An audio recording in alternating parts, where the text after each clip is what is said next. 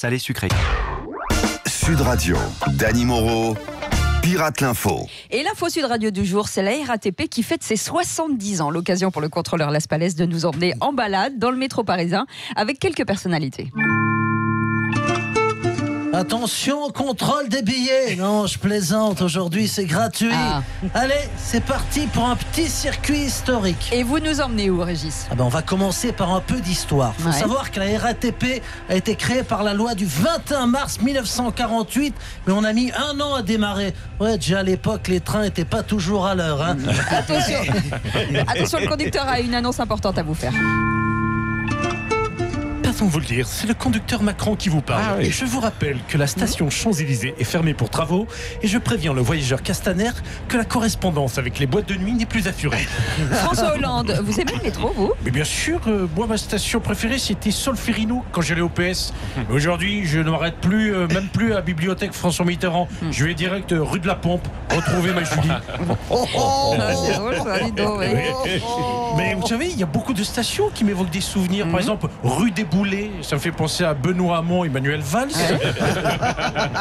Et quai de la Gare, ça me rappelle quand Ségolène m'a foutu dehors avec mes valises sur le palier. Ah, ça fait mal, hein. Nadine Morado, vous avez des stations fétiches, vous ? Moi, c'est Poissonnière. Tu veux quand même pas que j'aille à Barbès ou à Richard Lenoir, hein? Je crois qu'il y a un incident voyageur. Attendez, les agents de la RATP ont arrêté quelqu'un, je crois. Ah bah voilà. Bonjour, c'est DSQ. Je me disais aussi. Oui, c'est moi, le frotteur du métro. Car j'aime me coller aux voyageuses aux heures de pointe. Mais on m'appelle aussi le poinçonneur des lilas. Car je fais des petits trous, toujours des petits trous. Oui. Et vous, Marine Le Pen, il paraît que vous faites toujours le même trajet. C'est exact, madame. Depuis des années, je pars de National pour aller à Assemblée. Mais en chemin, j'espère toujours dépasser Popon à Père-Lachaise. Toujours une bonne blague. Et vous, monsieur Mélenchon, quelle est votre station métro favorite ? Réfléchissez, les gens. République, car la République, c'est moi. Alors... Attention, on arrive au terminus. Et dis donc, c'est bizarre. Terminus. C'est bizarre Tous les voyageurs sont invités à descendre. Merci. C'est bizarre qu'il y ait autant de clochards à l'hôtel de ville. Mais non, c'est pas des clochards, Cécile, ce sont les tantes de Griveaux, Majoubi et tous les autres. Ils campent sous les fenêtres d'Hidalgo en attendant les municipales. Une petite pièce à leur filer, ça serait sympa. Allez, merci, monsieur, dame, et n'oubliez pas le guide, car c'est pas avec ce qu'on gagne à la RATP qu'on va pouvoir aller se payer une omelette flambée aux Fouquettes. Ça, c'est sûr. On a appris que 9 magasins Castorama et 2 Brico Dépôt allaient fermer en France, une décision qui réjouit le ministre de l'Intérieur. Vous avez demandé la police. Ne quittez pas. Oui, c'est moi, Christophe Castagnette, le bricolo de la place Beauvau, qui leur a demandé de baisser le rideau car ces magasins de bricolage étaient la plaque tournante de trafic illicite. Comment ça ?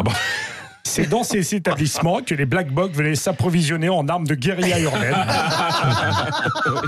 telles que masse, marteau pour fracasser les vitrines, mais aussi de la superglue pour coller au mur les CRS. Bref, ils pouvaient y trouver le kit complet pour démonter un Fouquet. Alors j'ai dit stop.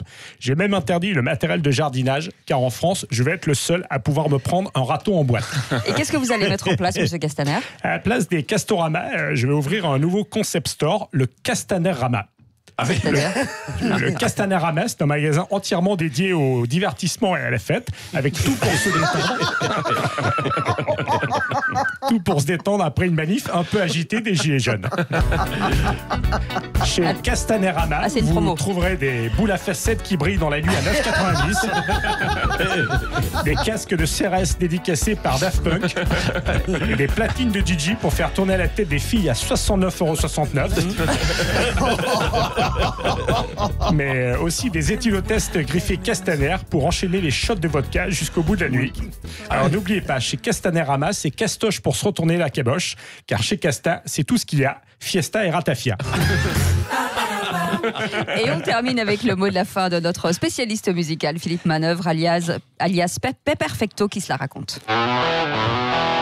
Ouais, salut les kids, c'est Philman. Et Cécile, je suis en bas de grave. Mais pourquoi ? Joe Star raccroche les gants, c'est la fin de NTM, au secours. Maintenant qu'il est à la retraite, il va arrêter de fumer ses spliffs pour mieux infuser ses sachets de tisane au tilleul et troquer sa paire de Nike Air par des semelles Scholl orthopédiques. Au secours, hein. C'est normal, même les rappeurs. Et ton blouson en sky de mouton, quoi. C'est dingue, hein. C'est normal, même les rappeurs ont le droit à une retraite, je vous rappelle. Hein, quand what même. the fuck, un rappeur n'abandonne jamais. Moi, ça me rappelle les années 80 quand je côtoyais le gars le plus influent du rap business, celui qui a donné ses lettres de noblesse au gangsta rap. Ah là, je sais. Snoop Doggy Dogg. Non, Benny B. Ouais. Ah oui, c'est moins classe. Le Ouais. rappeur belge qui arrivait pas à boutonner la bretelle de sa salopette en jean et qui avait le sillon de sa face B toujours à l'air. En 85, Benny B était sur un énorme projet d'album qui allait réunir à Molenbeek les plus grosses rostas de la planète, Michael Jackson, U2 et Jean-Pierre Madère. Waouh! Manque de bol, à la dernière minute, Michael annule à cause d'une gastro et U2 doit déménager le canapé clic-clac dans pote à eux. Quoi. Et alors, qu'est-ce qui se passe ? Alors Benny B n'a rien lâché, in extremis, il arrive à convaincre le groupe de R&B Rhythm and Blues le plus bankable de tous les temps d'accepter de participer au projet. Les Rolling Stones ? Non, presque, la compagnie créole. Ah oui. Mais pas ça, pareil. c'est une autre histoire. La prochaine fois, je vous raconterai comment, à défaut d'avoir réussi à convaincre Paul McCartney de remonter les Beatles, j'ai réussi avec John Lennon à remonter sa commode Ikea. Ah bah dis donc, ça donne envie, vivement la prochaine fois. Merci beaucoup Dany Moreau. Qui pirate l'info, il est 8h28, on vous retrouve demain aux alentours de 8h20. Restez avec nous, c'est Sud Radio.